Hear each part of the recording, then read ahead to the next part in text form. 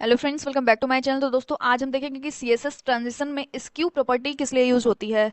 जैसे कि कल हमने देखा कि ट्रांसलेट प्रॉपर्टी किस लिए यूज होती है, तो एलिमेंट को मूव करने के लिए यूज होती है। एक रोटेट प्रॉपर्टी होती है, एक स्केल प्रॉपर्टी होती है। आज हम देखेंगे स्क्यू प्रॉपर्टी। तो आते हैं अपने वीएस कोड में,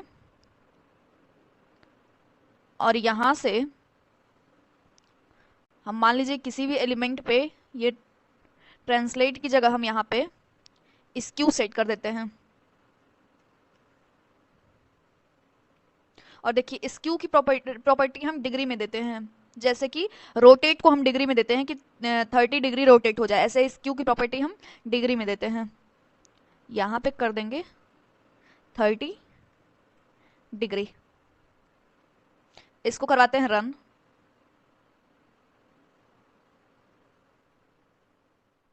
तो देखिए, ये जो दूसरा हमारा ये क्या है, ये हल्का सा इधर से भी खिंच गया है, इधर से भी खिंच गया है। 30 डिग्री हमने किया, तो अब अगर इसको हम कर देते हैं -30,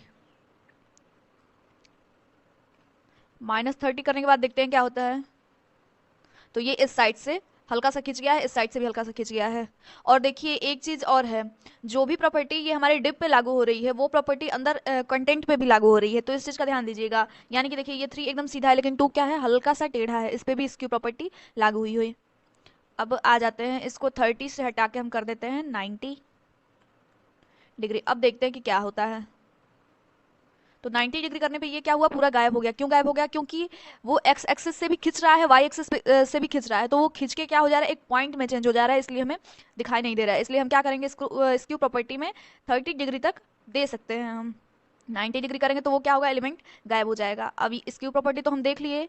अब देखते हैं कि बॉक्स शैडो क्या होता है। तो अब तक हमने जो देखा है, जो बॉक्स हम क्रिएट करते आए हैं, तो वो हमने देखा है उस पे बॉर्डर लगाना है कि 2 पिक्सल का हमने सॉलिड बॉर्डर दे दिया, बॉर्डर को कोई कलर दे दिया। अब हम देखें कि बॉक्स शैडो कैसे होता है। जैसे आपने कोई देखा होगा, बॉक्स रहता है, उसके साइड साइड में शैडो टाइप का रहता है, हल्का सा ब्लर टाइप का दिखता है। तो देखिए, box shadow, it add shadow effect around an element frame. यानी कि किसी भी एलिमेंट के अराउंड में कोई इफेक्ट, कोई शैडो सेट करते हैं हम बॉक्स शैडो की मदद से। बॉक्स शैडो, ये 2 पिक्सल क्या है, ये एक्स ऑफसेट की वैल्यू है। यानी कि एक्स के कितने डिस्टेंस तक बॉक्स शैडो लागू होना चाहिए। ये क्या है, वाई ऑफसेट की वैल्यू है। यानी कि वाई के कितने डिस्टेंस तक शैडो हमें करना है। 10 पिक्सल क्या है, और ये ग्रीन क्या है, ये ग्रीन कलर है। और ये 10 पिक्सल क्या है, यानी कि ये ब्लर की वैल्यू है कि कितनी ब्लर चाहिए। तो आते हैं अपने वीएस कोड में, यहाँ पे इन सारे डिव को हम हटा लेते हैं, कमेंट आउट कर देंगे।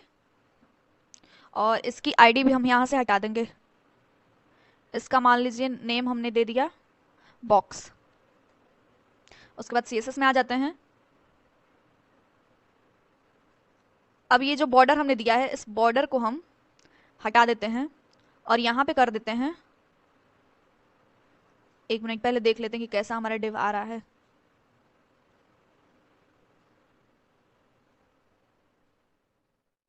इसको हम दे देते हैं बॉक्स शैडो, 2 पिक्सल दे देते हैं। एक्स ऑफसेट की वैल्यू 2 पिक्सल दे देते हैं, वाई ऑफसेट की वैल्यू, और 10 पिक्सल दे देते हैं कि वो 10 पिक्सल ब्लर हो जाए। कलर दे देते हैं ब्लैक।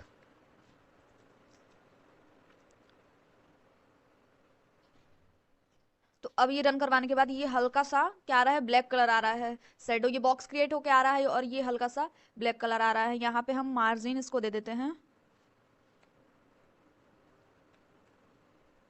मार्जिन ऑटो कर देते हैं। तो ऑटो करने से क्या हुआ, ये सेंटर में आ गया, ये जो बॉक्स है हमारा। और अब अगर चाहें हम तो इसका कलर भी चेंज कर सकते हैं। जैसे ब्लैक हटा के हम यहाँ पे ग्रीन कर सकते हैं।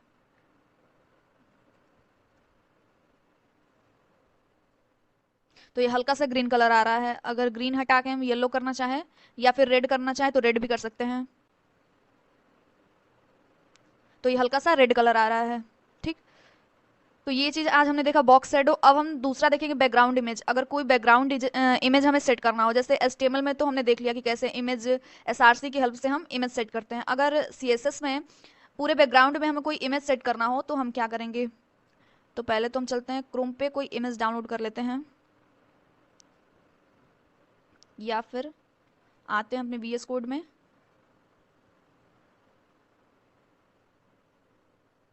और यहाँ से हम किसी इमेज का पाथ कॉपी कर लेते हैं, कोई भी इमेज हो,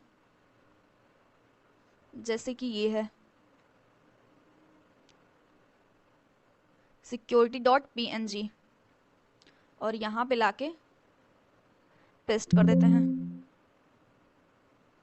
ये पेस्ट हो गया, ये इमेज हमारा है। अब हम चाहते हैं कि ये हमारे बैकग्राउंड में सेट हो जाए, तो हम क्या करेंगे, इसको हटा देते हैं बॉक्स शैडो को, और इसको थोड़ा सा बड़ा कर देते हैं 500 pixel,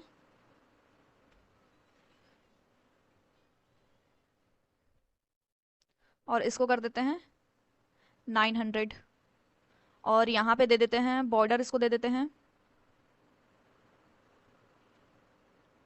border radius 2 pixel, black border.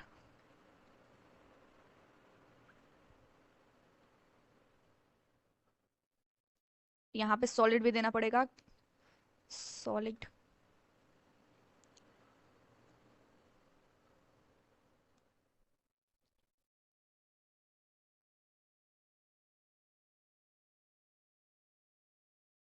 तो ये हमारा एक बॉक्स क्रिएट होके आ गया। इसका बॉर्डर क्या है, ब्लैक कलर का है।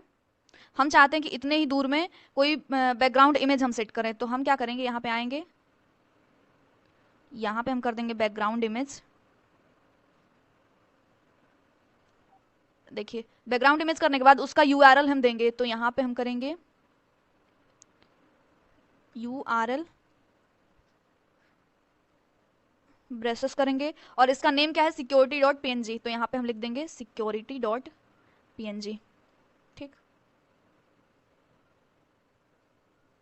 तो ये हमारा क्या हो रहा है, ये इमेज तो सेट हो गया है इसके अंदर, लेकिन पूरी इमेज नहीं आ रही है, ये इमेज कट के आ रहा है। तो कुछ और प्रॉपर्टी हैं, जैसे कि यहाँ पे है बैकग्राउंड साइज, तो एक कंटेंट प्रॉपर्टी है, एक कवर प्रॉपर्टी है, एक ऑटो प्रॉपर्टी है। इन तीनों को अप्लाई करके हम देखेंगे कि तीनों में डिफरेंस क्या है। तो सबसे पहले हम करते हैं यहाँ पे बैकग्राउंड साइज।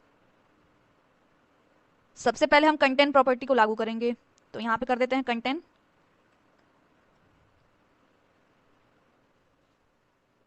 तो जब हमने कंटेंट किया तो ये क्या हुआ, ये इतनी बड़ी इमेज है, इसका साइज इतना बड़ा है, लेकिन इसको ये जितना बड़ा डिव है हमारा, जितना बड़ा बॉक्स है, इसके अंदर आना, इसलिए क्या हो रहा है, एक बार तो ये पूरा आ रहा है, लेकिन आधा ये क्या हो रहा है, आधा फिर से आ जा रहा है कंटेंट प्रॉपर्टी में। अब हम देखते हैं कवर प्रॉपर्टी क्या है।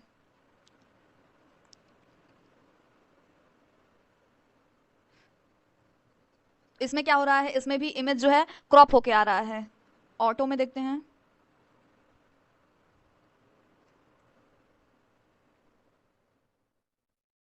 ऑटो में और ज्यादा क्रॉप होके आ रहा है। तो ये तीन प्रॉपर्टी है बैकग्राउंड साइज सेट करने की। तो आज हमने क्या क्या देखा, सबसे पहला देखा सीएसएस ट्रांजिशन क्या होता है, बॉक्स शैडो और बैकग्राउंड इमेज। तो आज के लिए इतना ही, मिलता है नेक्स्ट वीडियो में।